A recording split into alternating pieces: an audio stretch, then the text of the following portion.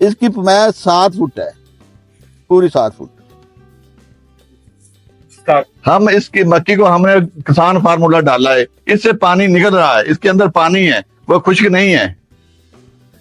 ये देखें पानी निकल रहा, जूसी है, जूस है इसमें। तोड़ो जी। हाँ जी सर, ये इसमें जूस निकल रहा है। बस तोड़ो जी, तोड़ो। हाँ जी, हाँ जी, नहीं जी, नहीं नहीं जी, नहीं जी, नहीं जी, नहीं जी, नहीं जी, नहीं जी, नहीं जी, नहीं जी, नहीं जी, नहीं जी, नहीं जी। भाई साहब आगे ना, सब आगे।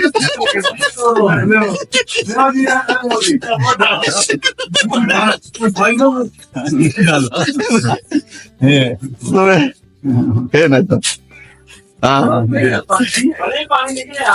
नहीं उन्होंने निकला है। तोड़ो जी, तोड़ो।